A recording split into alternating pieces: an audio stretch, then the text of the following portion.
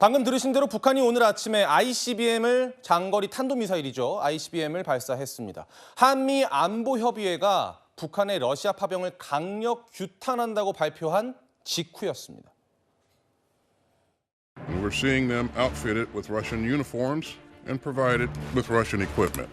It does have the potential of lengthening the conflict or broadening the conflict. 개선을 전후해서 자신들의 존재감을 과시하기 위한 도발 가능성은 충분히 열려 있다. 도발을 한다면 그 가능성은 ICBM을 발사하거나 또는 7차 핵실험 등이 예상됩니다. 북한의 ICBM 발사는 예상치 못했던 일은 아니었습니다. 그런데 일단 오늘 아침에 동해상으로 발사한 직후의 합참의 발표를 보면 고각으로 발사됐다. 이 지점에서 ICBM으로 추정할 수가 있는 것이고요. 다음 그림 보여주시죠. 일본의 방위상은 1시간 26분간 비행을 했다. 지금까지 비행 시간이 가장 길었다는 겁니다. 박 의원님, 네. 신형 미사일일 가능성 제기되는데 어떻게 보십니까? 제가 보기에도 당연히 신형 미사일이라고 보여지고요. 지금 북한이 미국 대선을 겨냥해서 어떤 대형 도발에 서막을 열어가고 드라마를 쓰고 있다라는 생각이 듭니다. 지난달 9일에 12축 발사 차량을 처음으로 선보이지 않았습니까? 여기에 이제 새로운 신형의 미사일을 얹어서 두 번째 2탄을 보여주고 있는 것이죠. 당연히 이제 비행 시간이 늘었다는 것은 그만큼 사거리가 길다는 얘기고 지난해 12월에 발사했던 화성 18형에 비해서 사거리가 한 1000km 정도 늘어난 그런 미사일을 지금 보여줬는데 다음으로 또 추가적으로 보여줄 것이 더 있다라는 생각이 듭니다. 왜냐면은 지금 이렇게 화성 18형만으로도 충분히 미국에 도달할 수 있는 그런 미사일이지만 더 큰 것을 보여줬다. 이것은 다탄두를 실어서 다탄두 미사일을 보여주겠다. 이런 의도로 해석이 되고요. 그리고 지금 이제 고각 발사를 실시했는데 이 고각 발사라는 것은 결국에는 어떤 정상각도 발사를 하게 되면은 한미를 좀 더 심각하게 자극할 수 있는 부분도 있지만 북한이 아직 정상각도 발사로 아주 먼 거리, 장거리 10,000km 이상을 날려보낼 수 있는 기술력을 확보하기에는 아직 좀 미흡한 단계가 아닌가.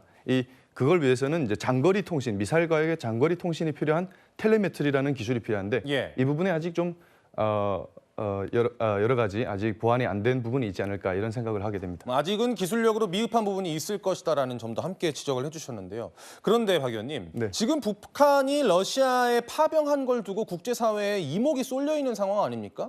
여기서 도발을 감행했다. 그것도 ICBM 도발을 감행했다. 이건 우리가 어떻게 해석을 해야 될까요?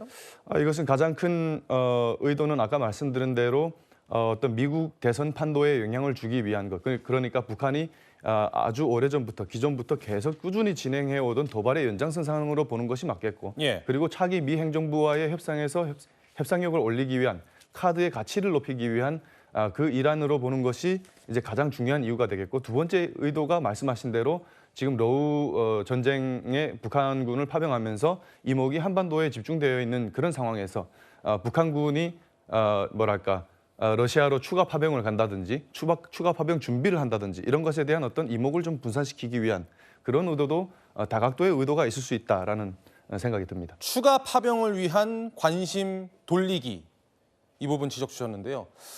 국방정보본부에 따르면요. 북한은 현재 풍계리 핵실험장의 내부 준비가 끝났다. 그러니까 7차 핵실험 가능성도 지금 제기가 되고 있는 상황이고요.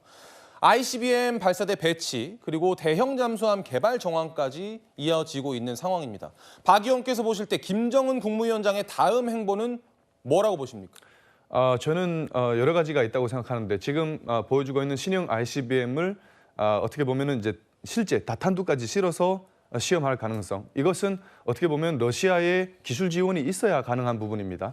그리고 정상각도 발사도 마찬가지로 텔레메트리라는 어떤 최첨단 기술이 있어야 되는데 이런 것들을 다 그 러시아로부터 이제 전수받을 수 있는 기술에 관한 것입니다. 우리 이런 게 좀 필요하고 그리고 이것이 실제 넘어왔을 때 북한이 실시할 수 있는 어떤 그런 모습도 우리가 약간 러시아로부터 기술 지원을 받고 있어라는 시그널을 보낼 수도 있다라는 생각이 듭니다. 그리고 두 번째는 이제 핵실험 준비도 마쳤다고 하는데 풍계리 핵실험장이 과거 2017년 문재인 정부 당시에 수소폭탄 실험을 하고 나서 지반이 많이 약화돼 갖고 지금 이제 여진도 계속 이어지고 있는 상황입니다. 그래서 추가 핵실험을 할 경우에 백두산의 화산 폭발까지도 유발할 수 있다라는 우려들이 제기되고 있는데 그런 차원에서 봤을 때 북한 정권이 고위력의 핵탄두 실험보다는 작년 3월에 공개한 화산 30일이라고 하는 전술핵 탄두 예. 그러니까 폭발력이 한 1킬로톤 정도 되는 그 핵실험을 할 가능성 그리고 세 번째는 이제 러시아로부터 핵 잠수함